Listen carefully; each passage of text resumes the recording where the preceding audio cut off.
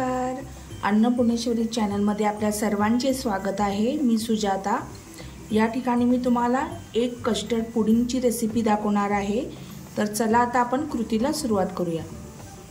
त्याच्यासाठी मी एक फुलपात्र दूध घेतलेलं आहे, साधं नॉर्मल टेम्परेचरचं। त्याचबरोबर आता आपण त्याच्यामध्ये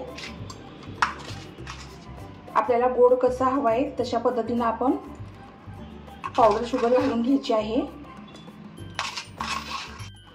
यामध्ये मी पावडर शुगर 3 चमचे आणि वरती थोडासा चमचा टाकलेला आहे।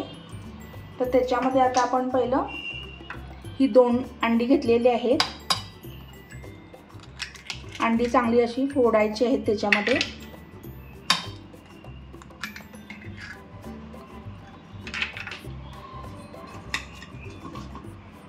त्याचबरोबर अर्धा टीस्पून इलायची पावडर।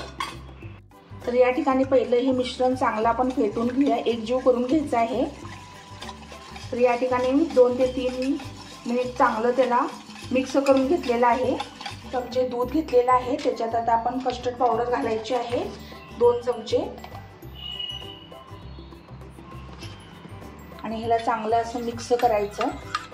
आणि लास्ट आपल्याला हे कस्टर्ड जे दूध आपण तयार केलं होतं कस्टर्ड घालून ते घालायचं आहे, जेणेकरून आपला हा जो पुडिंगचा कलर आहे तो छान येतो। आता हे आपलं तयार झालेलं आहे। त्याच्यामध्ये अजून थोडं आपण चिमूटभर इलायची पावडर घालायची आहे। आणि एकदा इलायची पावडर घातल्यानंतर वरचं आता पुन्हा हलवायचं नाही आहे, त्यामुळं खाताना प्रत्येक बाईटमध्ये आपल्याला इलायची पावडरची फ्लेवर येतो। आणि आता ह्याला कुकरमध्ये घालून 2 शिट्ट्या करून घ्यायच्या आहेत।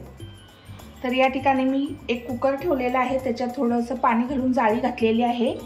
आणि एक हा कुकरचा डबा आहे, तो फक्त आपण मोकळा इथं ठेवायचा आहे। आणि त्याच्यावरती जे आपण हे पुडिंगचं मिश्रण केलेलं आहे तो डबा घालायचा आहे,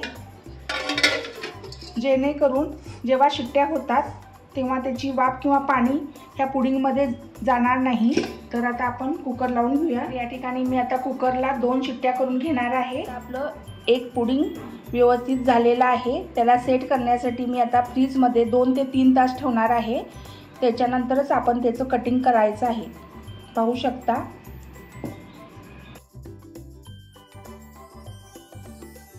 तर या ठिकाणी आपलं हे एक कस्टर्ड तयार झालेलं आहे। त्याच्या आता आपण वड्या पाडून घेऊया। हे मी 2 ते 3 तास फ्रीजमध्ये सेट करण्यासाठी ठेवलं होतं।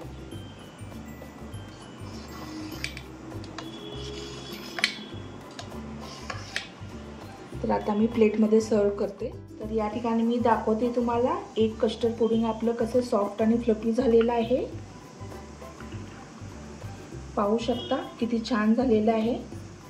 तर या ठिकाणी आपली एक पुडिंग तयार झालेली आहे।